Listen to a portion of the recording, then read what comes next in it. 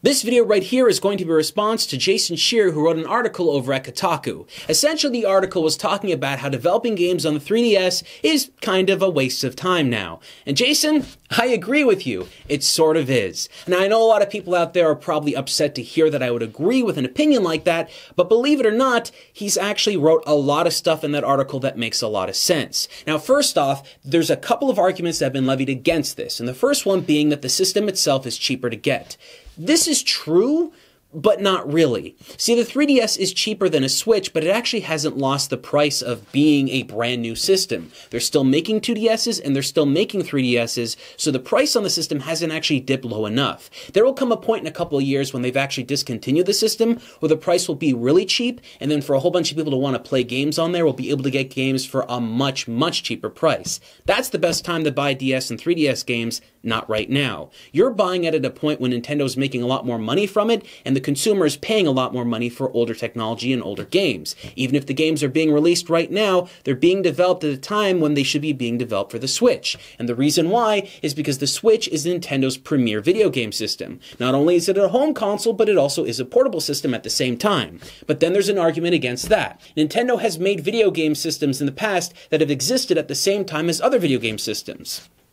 True. 100% accurate. However, there's a reason why that happened. When they made the original Game Boy Color and the Game Boy was still on the scene, they still made Game Boy games at the same time they made Game Boy Color games. In fact, they made Game Boy Advance games the same time they're making Game Boy Color games, they made DS games the same time they're making GBA games, and they also made 3DS games the same time they're making DS games. The reason why that happened is because when you wanted to play Game Boy games on your Game Boy Color, you could actually still use original Game Boy carts. If you wanted to play Game Boy games on your Game Boy Advance, you could still play them. And if you wanted to play Game Boy Advance games on your DS, you could still do that. The idea was there was at least one generation back of backwards compatibility that game developers could utilize so that if they were making a game on the previous system, it could still transfer over to the newer system. This is the same thing that happened with the GameCube over to the Wii and the Wii to the Wii U. But with the Switch, that didn't happen. If you were to make a game on the Wii U right now or on the Wii, whatever you wanted to do, that game would not exist on the Switch because the Switch doesn't have the capabilities of playing those older systems,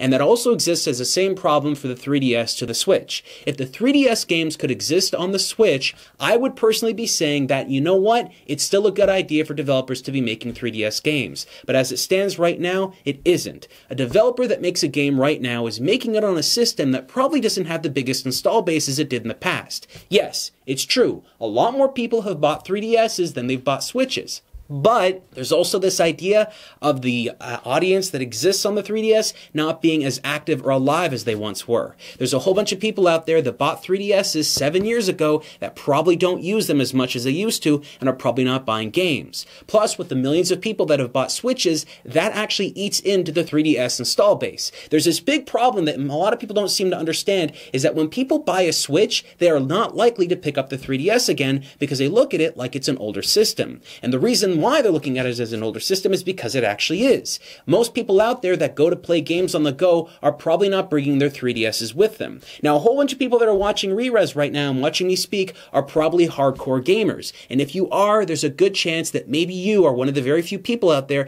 that are willing to continue bringing their 3DS out instead of bringing out their Switch. Or maybe you're bringing both systems out at the exact same time. But the average going consumer out there, the ones that aren't like us, probably only go to one system, and that system is most likely the Switch.